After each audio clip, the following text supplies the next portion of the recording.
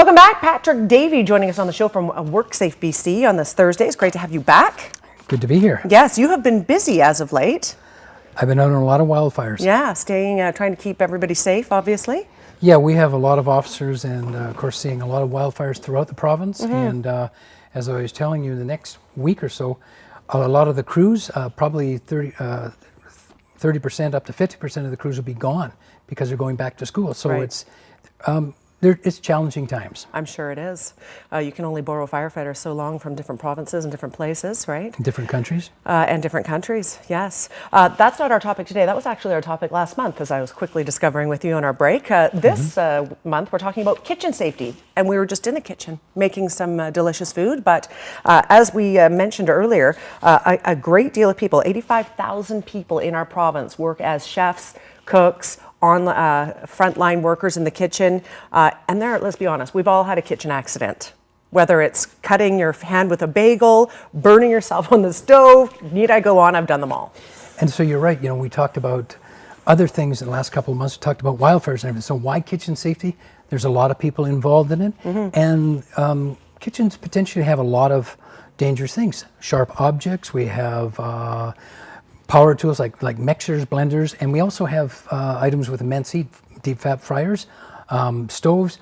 Also, 60% of those workers that work in that industry have claims. I believe it. And also the last thing too is really the turnover rate in kitchens is tremendous, which means you're training all the time. It also tends to be the first job for a lot of new and young workers. So it's tough. Yeah. We have a little video. Let's take a look. Sharp objects, hot objects, heavy objects that occur every single day. You're dealing with hot pans, hot stoves, hot oil, open burners, knives and things like that, so you're always aware of it.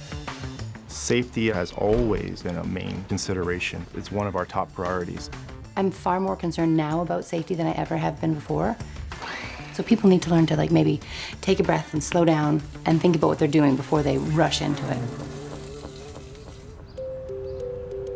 Over the past 20 years, safety has been more of a learning experience for me.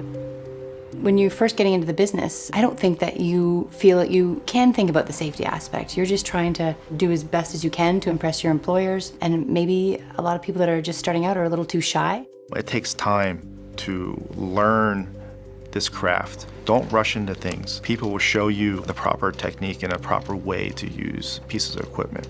Take care of you first. The restaurant or the food truck or whatever, they're going to survive. It's going to be okay. I think the most important A startling number that you just relayed to me, 60% of people who work in kitchens have filed claims. That's huge. We are.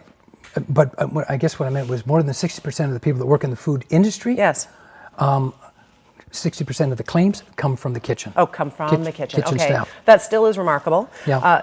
As we watch this video, you can see all the things that can go wrong. Whether you have a situation with a knife, with heat, you slice yourself on something with a knife or a meat grinder. I mean, it goes on and on. The chances of things happening. The mixers, happening. the blenders, the amount of accidents we've gone to with people not having guarded mixers, put their hand in, amputation. Really? Yeah, too many. Yeah, that's quite alarming indeed. So what are people supposed to do then? I mean, on-the-job training, on-the-job safety training is obviously paramount. Yeah, well, we've partnered with Go2HR, which is a health and safety organization for that industry, and produced 7 videos. Really, and it's really it's about tips and insights from BC chefs, and some of the topics include knife safety, working with meat slicers and deep fat fryers, and also preventing scalds, slips, trips, burns, that type of thing. So the interesting thing about these is they're good for employers and workers, but there's also a lot of good stuff for the home cook. There's a lot of things that, even at home we should learn and we should know. Absolutely, yeah. So it's not just about the commercial side of things, it's about being safe at home as well. What else do you want to relay in this segment? Well, and to realize that I think we tend to think that kitchen workers are just in the restaurants downtown, but there's a lot more. Again, that staggering number. There's institutions, hospitals, schools. We have so many different places that you have kitchen workers. So there's a lot of people out there working in these different institutes, and these 7 videos that we provided, it's just trying to help out employers and workers really get a feel for what they should and shouldn't be doing, because like I said, there's a lot of training of new and young workers all the time. So these videos are being recommended by employers to show their employees and go over them and talk about them. Also, you know, one of the other things, and they pointed it out here a little bit, rushing. In the food service industry, it's feast or famine. Either you're waiting for stuff, you're doing prep, and next thing you know, you're flat out. So what we do know is that well-organized, well-supervised kitchens run well. Well-trained workers are ready for those slow times, but they're ready for the very quick times.